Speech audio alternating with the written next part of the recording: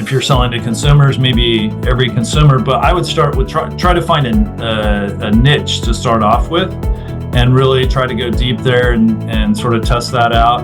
And that, I think that's probably some things that I learned early on as well. We kept adding some different things to the product and trying to sell it in different ways. And I think over time learned that, let's just try to be a little bit more narrow with what we're offering and just sort of crystal clear and be the best at what we're doing rather than try to be, all things to all people.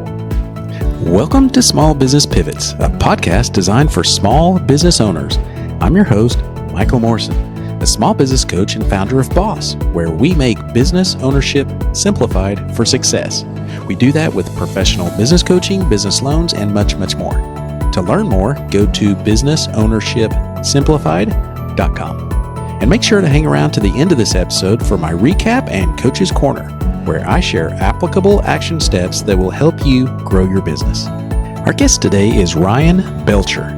Ryan is the founder and CEO of Spendwise, a business spend management software company with over 500 customers managing billions of dollars in spending through its system. Ryan also has a consulting practice that specializes in providing executive financial services to businesses. Previously, Ryan was the corporate controller at Foxhollow Technologies, a publicly traded medical device company, and worked for PricewaterhouseCoopers LLP, an accounting and management consulting firm in the assurance and business advisory practice. Ryan holds a BA degree in accounting from the University of Utah. Let's get to Ryan now to hear his entrepreneurship insights that can help you take your business to the next level. All right, welcome to another Small Business Pivots podcast. We have another special guest from around the world. Introduce yourself to us, as I know you can say your name better than I can. Yeah, great to be with you, Michael. My name is Ryan Belcher. I'm the founder and CEO of Spendwise. We are a spend management software company. Have a few hundred clients around the world, mostly here in the U.S., and we help businesses manage their spending, help them automate processes like purchasing and receiving and procurement and sort of everything involved in that procure to pay process. Well, I've had this podcast recording circled because as a business coach, I know that financials are the heartbeat of any company, and you help businesses get through that. So I'm really anxious to hear what you have to share with your experience in your business and things like that. But first, who are you? Where'd you come from? Where are you at? I'll give you a little bit of background on me. So I started in auditing. So I joined PricewaterhouseCoopers as an auditor out of college and spent a few years there and worked with some great businesses here in the Bay Area. So this was in the late 90s when the dot-com boom was sort of raging, and wow. It was really exciting out here. And worked with a lot of different startup companies. And then from there, one of the clients that I worked with was a company called Foxhollow Technologies that was in the medical device space. And so had the opportunity to join them just before receiving FDA approval. And so, it was an exciting time there. We were able to get FDA approval and quickly grow, and spent 5 years. Foxhollow, we went through an IPO, and in the end, we were doing, I think, $200 million in revenue annually and had over 500 employees.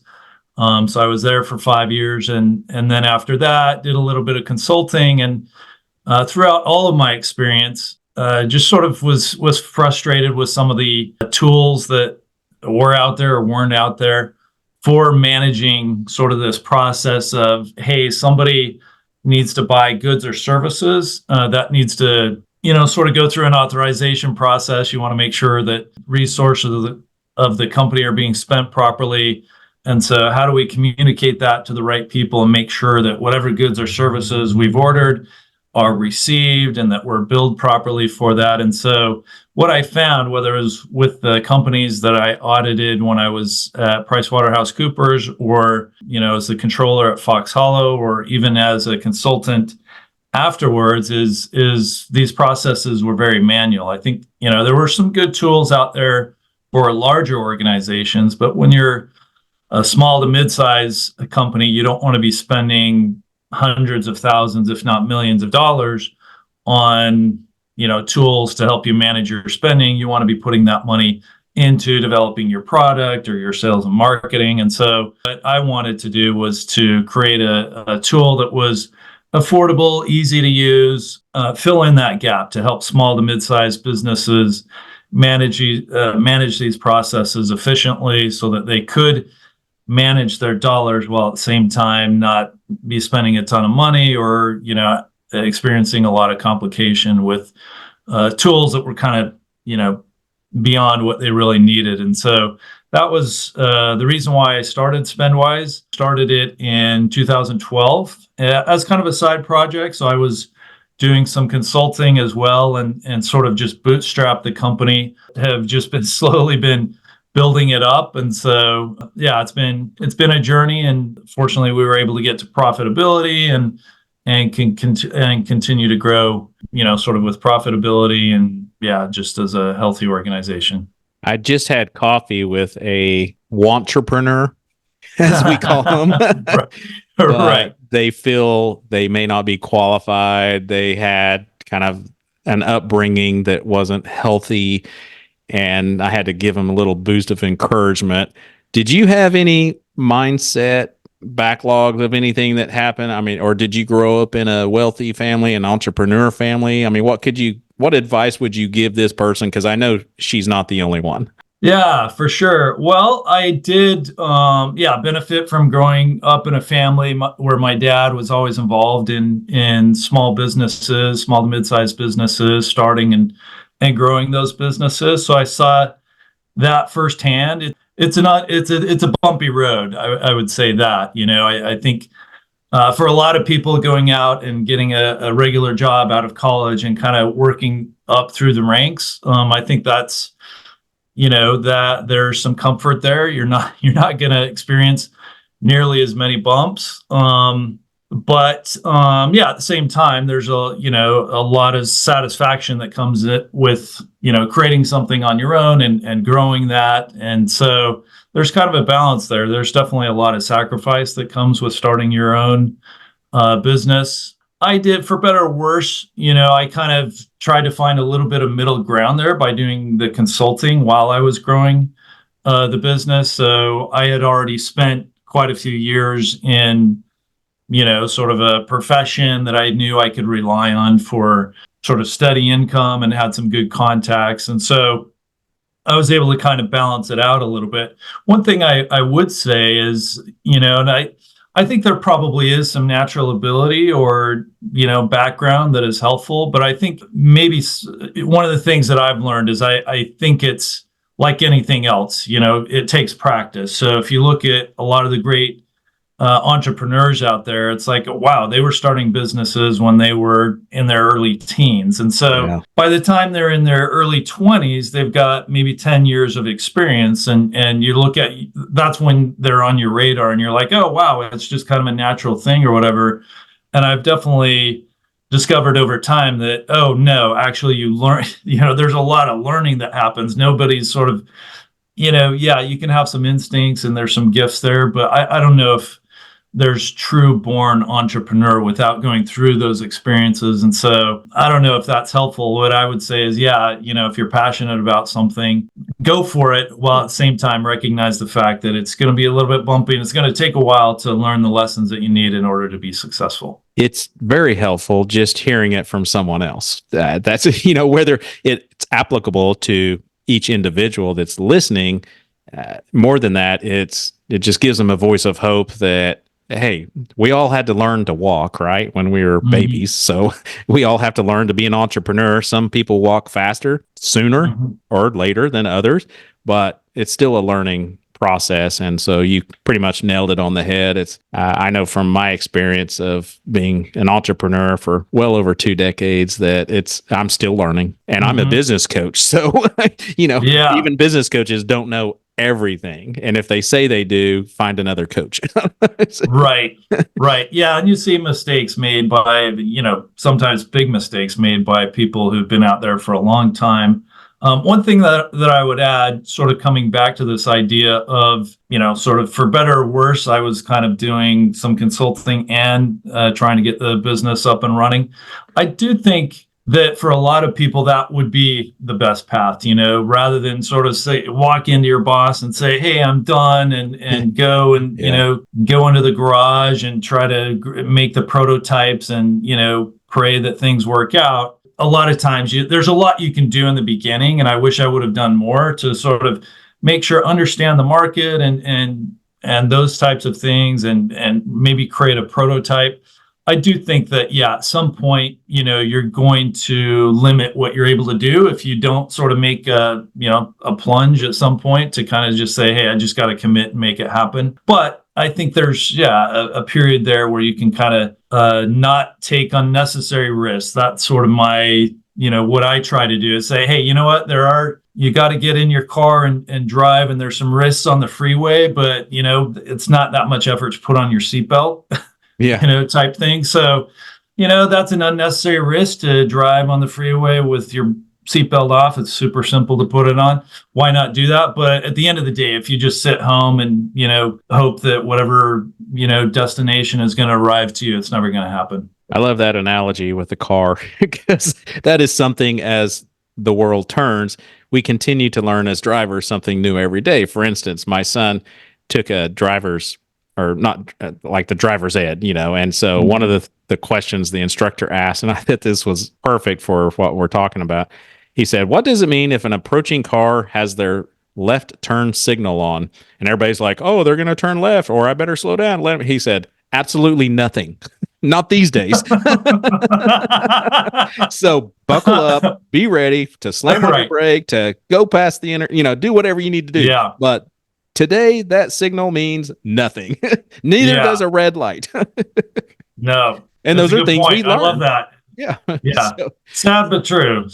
You got to be ready for everything. So your consulting, was that in the financial sector? Yeah, absolutely. So that was with startup companies, again, mostly in the medical device space. So I made some really great contacts when I was at Fox Hollow over the course of 5 years as a controller. And so those people went on, and, here in the Bay Area, obviously there's a lot of startup companies. So they went on to join other startup companies who may have needed help with their finance and accounting and administrative tasks. So just sort of consulting with them, and that ebbs and flows as well. I mean, out here, you're raising money, you're spending money, and you're getting approvals, and you're trying to test markets. And so, it's not sort of, 100-year-old businesses where you kind of know, okay, here's how things are going to go this year. It's just kind of, but it's been a really great experience. It's, I love being sort of in this space where you can be around people who are innovative and creating new products and sort of trying to get these businesses up and running. You mentioned earlier that you wish you'd have done some things differently, like maybe exploring your target market, things like that. Was there anything specific that you would offer to business owners that are looking to start a business or have just started one and they still don't know what they're doing? Yeah, I think try to get your idea out there, and even just start with your friends. So I think some people, I know I've fallen into this where it's like, oh, I've got this great idea, and I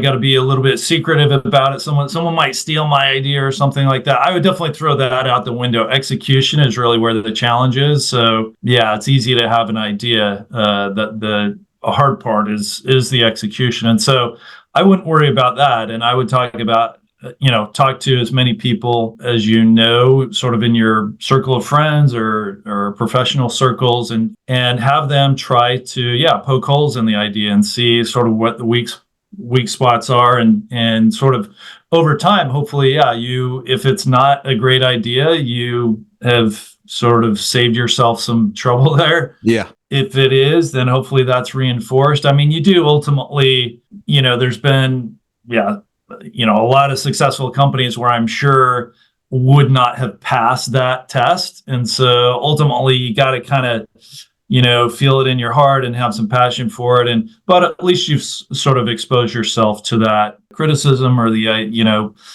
maybe seeing things that you otherwise wouldn't have seen. And then I would say after that, one thing that's super critical as well is stay very focused and try to be as narrow as possible to start out. I think it's great to have ideas that could be, really big ideas that could, apply to, if you're selling to businesses, that could be used by any business, or if you're selling to consumers, maybe every consumer. But I would start with try to find a niche to start off with, and really try to go deep there and sort of test that out. And that, I think that's probably some things that I learned early on as well. We kept adding some different, if you're selling to consumers, maybe every consumer, but I would start with try to find a niche to start off with, and really try to go deep there and sort of test that out. And that, I think that's probably some things that I learned early on as well. We kept adding some different things to the product and trying to sell it in different ways. And I think over time learned that, let's just try to be a little bit more narrow with what we're offering, and just sort of crystal clear and be the best at what we're doing, rather than try to be, all things to all people, things to the product and trying to sell it in different ways. And I think over time learned that, let's just try to be a little bit more narrow with what we're offering, and just sort of crystal clear and be the best at what we're doing, rather than try to be, all things to all people. And that can be tough because you're getting feedback from customers, and it's critical that you take that feedback and build that into the product. But as well, you have to sort of filter out maybe, all right, that's, is that sort of part of our path here? And you rely on customers a lot early on, of course, and they're sort of the lifeblood of the company. So it's hard to make those judgments. But yeah, I would get some people who can help you with making those decisions, and stay as focused as possible. That's important advice for any small business owner, because most of us don't have those resources for an honest opinion. And I always share with business owners that what your business starts, how it starts, is not what it looks like in 2, 5, 10 years. If it does, you're not going to be in business very long, because you know what I mean? You have to evolve, you have to morph, you have to keep trying things, because somebody's going to leapfrog you if you don't. And they're going to figure out your secret sauce. So you always got to keep adding another spice or something. So after you started your business, the purpose of this show is small business pivots. So pivots that were made. Some people call them iterations, but I like to call them pivots. What were some that you experienced that really changed the trajectory of your business? Yeah, so I would say early on, the way that we developed the software, it was, more complicated than it needed to be. So I would, that would be another piece of advice I would tell people. And I heard it all the time. It was like, minimally viable product. And I think we don't appreciate sort of how simple things can be. So I think we sort of got ahead of ourselves a little bit. There was a little too much complication in the product in my mind, and it made it harder to get those really early adopters. And so kind of peeled things back. And so, our earliest customers, we just offered them a purchase order template. So instead of sort of the spend management system, it's like, you need to create a purchase order. Okay, here's instead of using Excel, go ahead and use our product, and you can create it, store it. And it was very simple that way. And so that was after we had kind of gotten ahead of ourselves with something that was beyond that. And then from there, we were able to sort of slowly make it, add more functionality and features. And then as we were doing that, we were able to open ourselves up to, larger opportunities and customers who needed more complicated systems, but the sales cycles were a little bit longer with them. But by then we're getting feedback from the early adopters on the more simplified version. I would say then over time, we've had to evolve and say, well, look, it's hard to make, really small businesses have a very limited budget. And so we need to kind of then pivot back to where we started in some ways and say, okay, in order for us to continue to grow, we need to have more and more functionality. And we need to appeal to businesses and other organizations that have a larger budget. And so along the way, we did different things like, okay, we've got these really small businesses. Maybe we can charge them more if we allow them to create invoices in our system. So invoices to bill their customers, which is sort of the other, we should have stayed focused on spend management, but it's hard not to when your customer base is small and you're trying to figure out how to get them to pay more. And so those were sort of the different twists and turns. And so I would say, yeah, there have been small pivots all along the way, but I would say the more significant ones have been sort of this, hey, do we try to make it as simple as possible and go for smaller businesses and try to, have more offerings, or should we be very focused and go for larger customers? And I would say, yeah, my advice about staying very focused is from that experience. I think we probably should have moved back to focusing on our core competency and trying to get larger and larger customers. Should have done that probably sooner. But it's kind of tough when you have your early adopters and you're trying to make the most of those relationships as well. Stay focused, but be adaptable is kind of what you're saying. Exactly. Hey, you know what? Exactly. All those words. You've summarized. Yeah. Crystal clear. You're listening to Small Business Pivots, a podcast created exclusively for small business owners. This podcast is sponsored by Boss, where business ownership is simplified for success. Boss helps business owners create a business that runs without them with business coaching, business loans, courses, events, additional resources, and much more. Go to businessownershipsimplified.com to learn why small business success starts with Boss. If you're enjoying the podcast and want to stay up to date with all of our latest episodes, make sure to hit that subscribe button. And if you're loving what you hear, give us a thumbs up or leave a positive review. Your support means the world to us, and it helps others discover the show too. Thanks for tuning in, and don't forget to hit subscribe and like. Now let's get back to our guest. So your background, your consulting side is financial, and yes. I'm a big proponent of knowing your numbers. Yes. What advice can you give to small business owners? Because that is kind of the unsexy side of owning a business. Most business owners, as you and I know, they're really good at their craft. They could be a developer. They could be a plumber. They could be, whatever they are. They're really good at that. And then they can get along with sales and marketing, and because that's kind of fun. But when it comes to numbers, what share us some knowledge in that area. Yeah, so I think it's always going to be helpful if you have some basic understanding of accounting. You can balance your own personal checkbook and hopefully take those skills. I guess people don't balance their checkbooks anymore. That's probably dated. Yeah. You're sort of plugged into the software or your bank. But yeah, sort of understand those concepts at a basic level. I think it's sort of the language of business in a lot of ways. And I think that can be very helpful. A lot of times, and I learned this early. So one of the things that, when I first started the business, it was like, oh, I'm going to learn how to code, and I'm going to, build this software, and, you buy the books and it's like, man, this is going to take a while to figure this out. And so what I decided is that, and this was part of why I, was doing consulting along the way.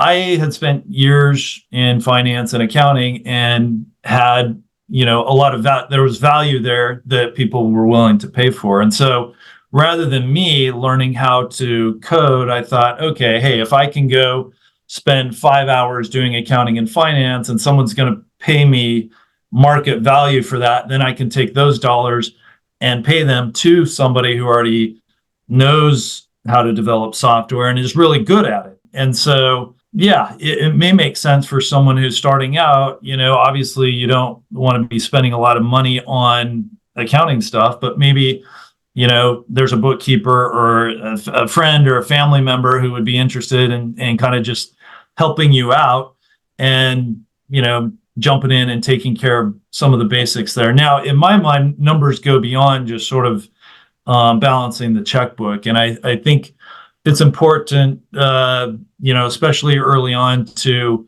understand the value of different numbers. So one of the things that, for me early on, it was like, oh, wow, we're getting a lot of clicks, we're getting a lot of conversions, and sort of going back to the journey of Spendwise and sort of those early customers, we were figuring out ways to get conversions really inexpensively, and getting people to sign up and use some of the basic features of the system.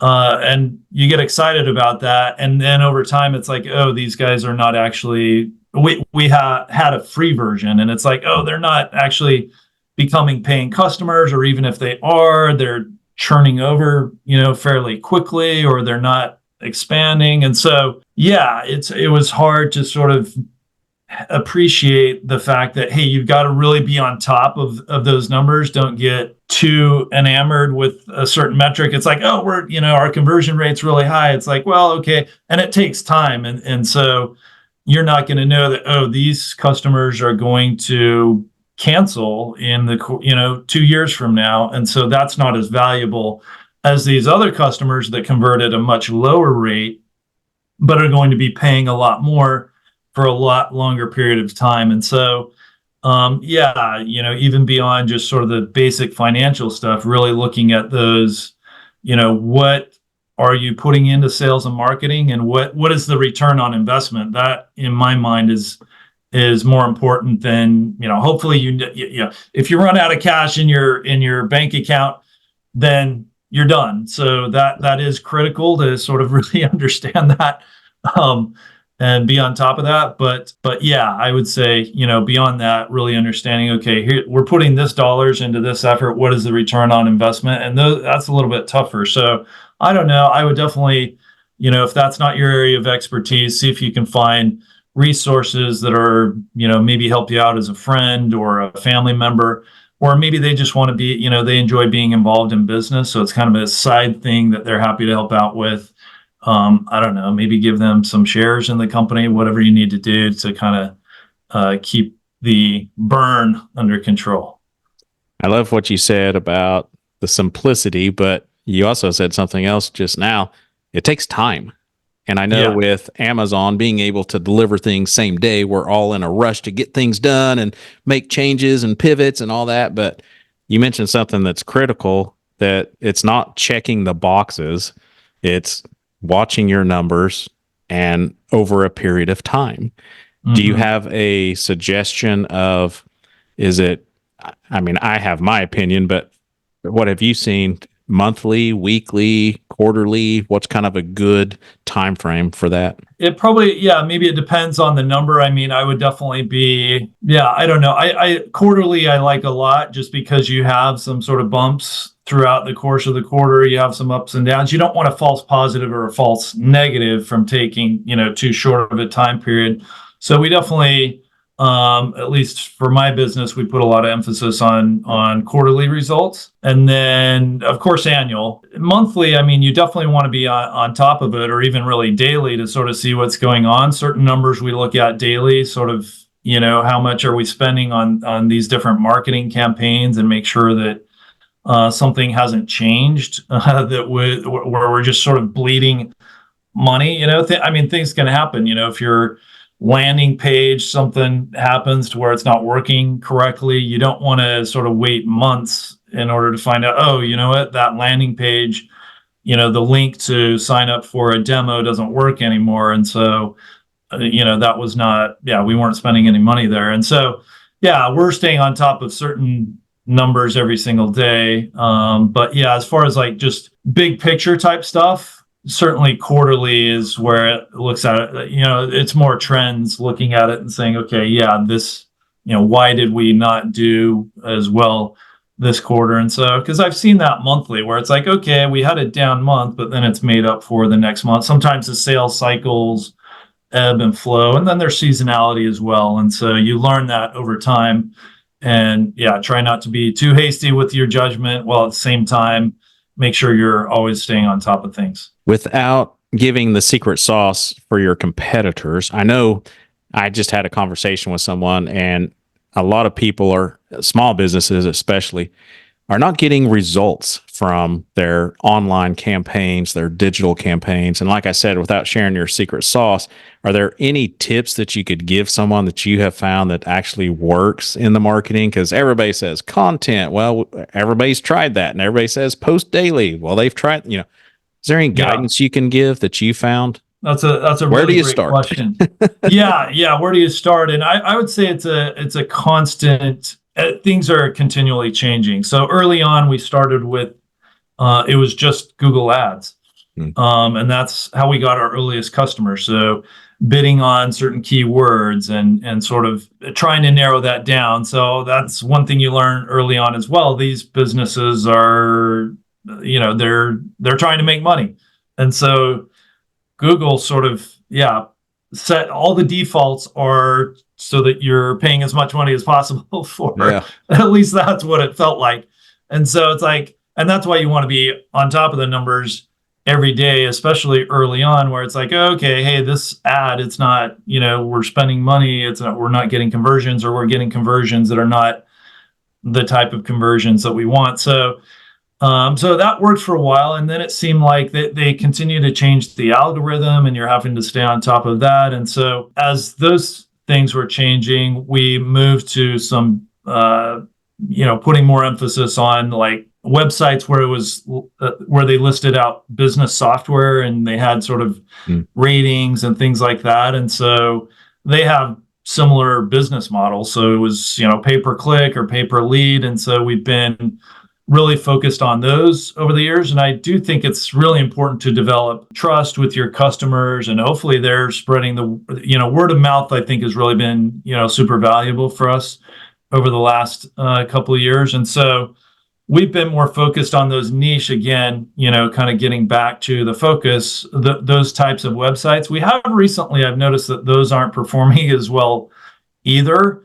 And it's sometimes hard to figure out exactly why. Are they paying for ads that are going to cause people to come in who aren't really looking for our software? And, we're just paying per click. So you sort of see the conversions going down. It's like, boy, we didn't change anything. And so I would say be very aware of all the different avenues out there, and recognize the fact that it's always changing. And to your point, everyone's trying to do the same thing. So how do you separate yourself? I think that's an ongoing struggle. Just have to realize that everyone's kind of trying to do the same thing. I do think you read these websites where it's like, oh, there's the silver bullet right there. We just need to do this we need to post every day, or we need to do this or that or the other.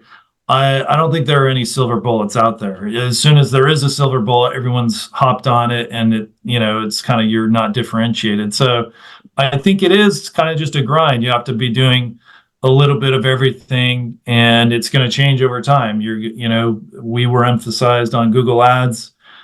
We're looking at returning to Google Ads, but we haven't been on Google Ads for quite a while now, as we've experienced a lot more success on these niche platforms. But we're starting to see them not perform as well. And so, we just got to keep doing everything we've done to the best of our ability, and try new things all the time as well. In order to be of service and a voice of hope for business owners, we have to be a little bit vulnerable. And I'm going to share a little bit. I'm going to piggyback on what you talked about, because I feel like we have fantastic people managing our marketing and things. And to piggyback what you're talking about, a lot of small business owners get frustrated, right? Because we're doing everything everybody tells us and it's not working. And even for us, our domain authority on one of our websites just went down. Why that's disturbing is because that's the one we've been focused on the most in the last 2 to 3 months. It's like, what? It reminds me of what was it, Vegas Vacation, where his girl got kicked in the head and then kicked back in the head, and she can see straight now or something. I'm like, oh, right. Or Christmas Vacation, whichever exactly. one that was. Yeah, right. And that's what digital marketing is. It's like, okay, well, don't give up, obviously, we have no clue yet. We'll figure it out. But those are the kind of things, the struggles that all small business owners need to hear, that all of us are going through that same challenge. It's not checking the boxes and you're done. It's like every day is a new day. So I thank you for sharing that information, because that's so important to know. I know when I started my first business, one of the first things, or one of the things I share with people, and they say, what's the one thing you would do differently on your first business startup? And I'd say, hire a bookkeeper. Like, Mm, first thing, don't right. even Yeah. try to do it yourself. You're in the financial space.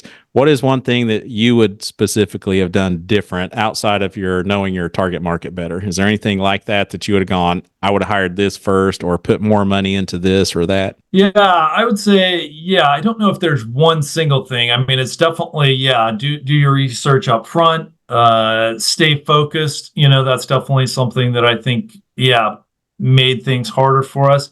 Maybe what I would say is, yeah, as I've mentioned, I bootstrapped it from the beginning. I do look back and think, oh, maybe, and we're, you know, looking into, yeah, potentially raising money to try to accelerate things. So yeah, I think, and I did some of that early on, but yeah, look for resources, try to move as quickly as you can. And that takes resources. So maybe I would have put more effort into trying to raise money early on. A lot of times that's family and friends though. So, I think I had the ability to sort of take care of that initial funding, in part because I was consulting, but yeah, maybe trying to accelerate quicker, and we'll be looking at opportunities to do that this year. But for any business, it's really I would probably go back to, yeah, really doing as much diligence in the beginning as you can. Yeah, focus on what you do best. Try to stay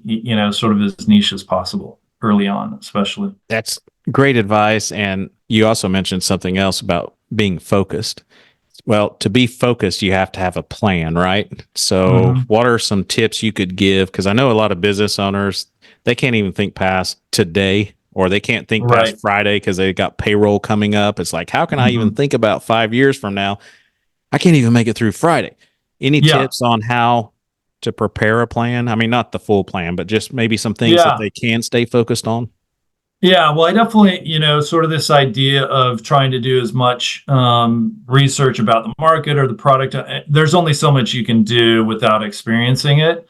And I definitely wouldn't go overboard, sort of, yeah, kind of plan out, but I wouldn't go overboard. I've seen, maybe if you come from like a business school background or something like that, it's like, oh, I need to put together my business plan. And I've seen these documents that are like 50 pages long. You don't have time for, and your things are going to be changing so quickly. So I don't know. I would have my plan, try to get it down to bullet points on 1 or 2 pages and then just sort of modify it as you go. But you do want to be thinking, yeah, out, as best as you can with that. There's a balance there because I think you could just spend all day planning and never get in, never spend any time developing a product, and you could overdo it. So you do have to, kind of jump in at the same time. So I don't know. There's a balance there, but I guess my advice was definitely don't go down the path of trying to put together a 50-page, business plan formalized that, would get you an A in business school, but isn't going to Yeah. work in the real world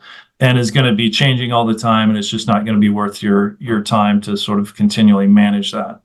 I'm sure I'll get some debate on this, but we had a prospect call actually yesterday wanting us to help him execute his business plan. And he was talking a true business plan. And I said, I'll talk to him because I told him exactly what you said.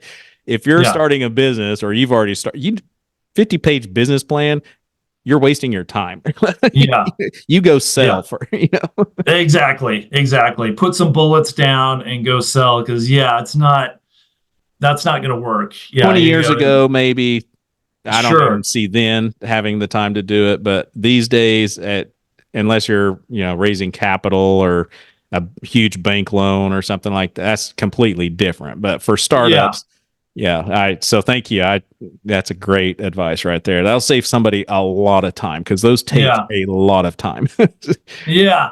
And if you do need to, prepare something that you can use to speak to other people, an executive summary and a slide deck, a modest slide deck, I would think would be sort of hopefully would accomplish what you need. Talking about your company real quick, how do you best serve a client through your company, and what size of you kind of mentioned shuffling back and pivoting back and forth.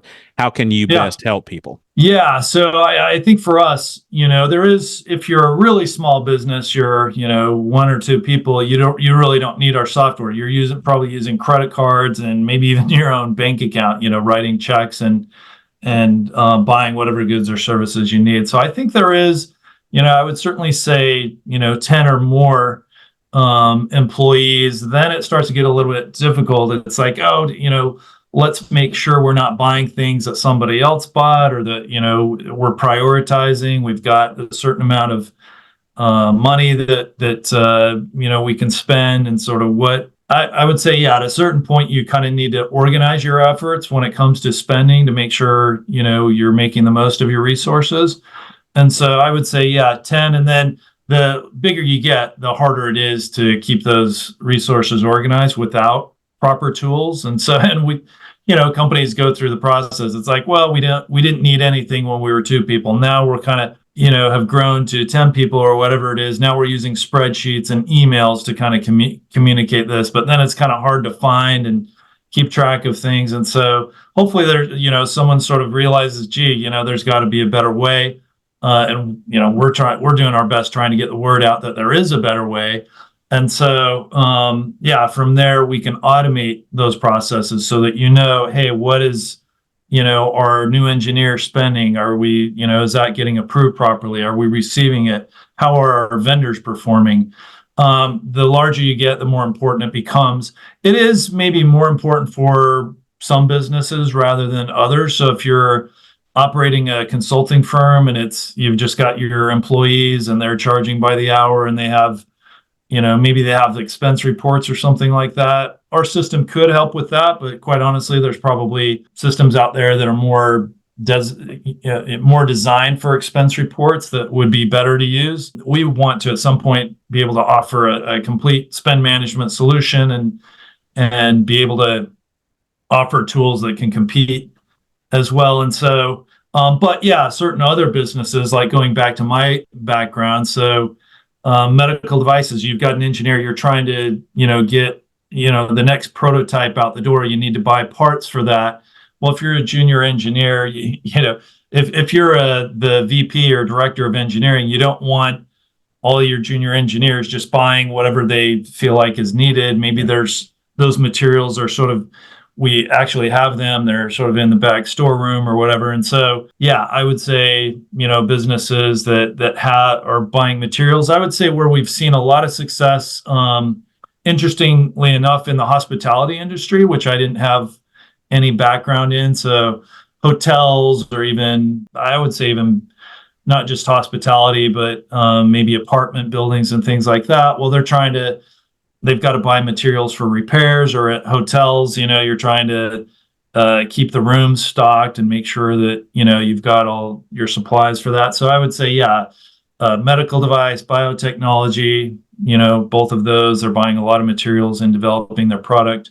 Hotels for those reasons that I mentioned. Nonprofits, we do get a lot of nonprofits. Schools, they're buying supplies. And so, and I would emphasize services as well. A lot of businesses say, oh, they don't think of purchase orders, for example, when they're, sort of managing services that they need, but that can help you control those costs. If you have a purchase order that says, hey, it's $10,000 or $10,000 a month, whatever it might be, for these services, you can sort of issue that to your vendor, and they know, okay, it's kind of a budget in some ways, where it's like, hey, we're not authorized to go over this amount without, further discussion. And then you can keep track of what they've billed on, rather than sort of after the fact, when you're closing the books and you say, gee, we spent all this money on this particular service. Well, if you had a purchase order in front of that spending, then you're sort of controlling the cost before they happen.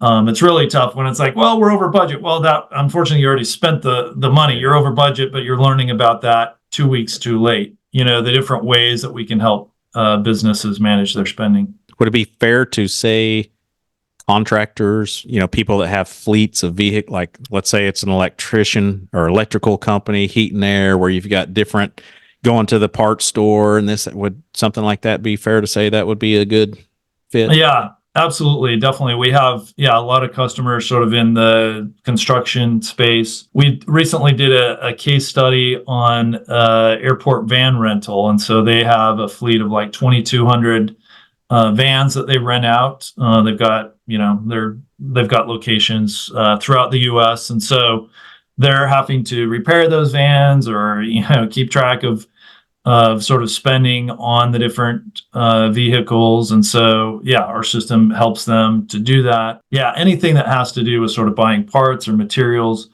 or even office, every business has office supplies. So even keeping track and sort of having a budget for office supplies. And, we also have add-ons that we offer. So inventory management. So we do have quite a few customers who want to keep track of, okay, hey, we want to know that we've got 100 widgets in the back storeroom so that we don't buy, 100 more that we don't need, and we end up having to throw them out or things like that. And so, I would say definitely, especially those businesses that are buying materials would benefit from our system.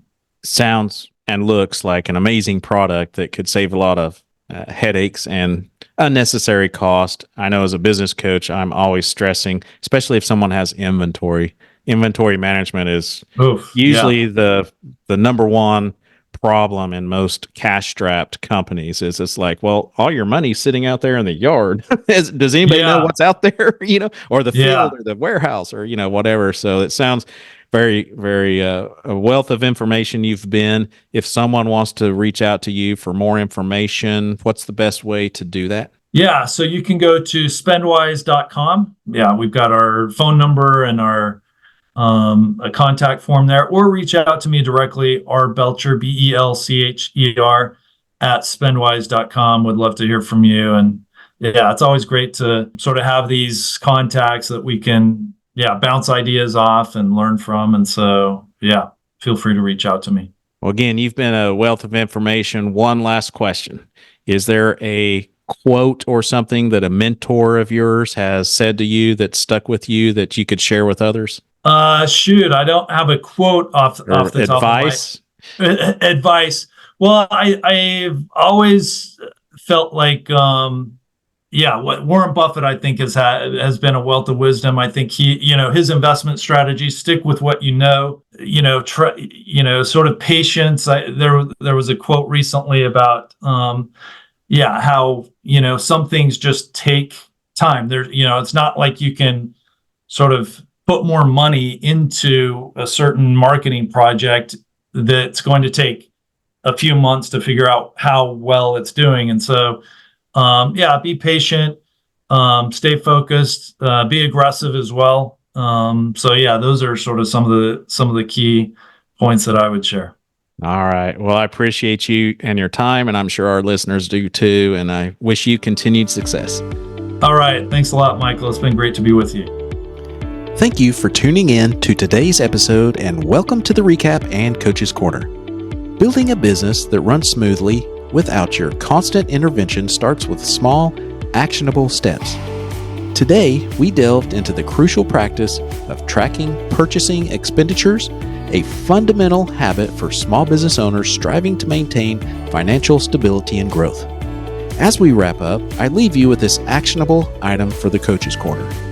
Implement an expense tracking system that encompasses all aspects of your business. Whether it's utilizing software solutions, assigning responsibility to specific team members, or setting up regular reviews, make sure you have a clear process in place to monitor and manage expenditures effectively. By taking proactive measures to track and control spending, you pave the way for a stronger, more resilient business. Remember, every small decision you make today contributes to the success of your enterprise tomorrow. Thank you for listening to Small Business Pivots. Please don't forget to subscribe and share this podcast. If your business is stuck or you need help creating your business to run without you, go to businessownershipsimplified.com. And there you can schedule a free consultation to learn why your business success starts with BOSS. If you have a guest or topic suggestion for our podcast or just want to talk, anything small business related, email me personally at michael@michaeldmorrison.com. We'll see you next time on Small Business Pivots.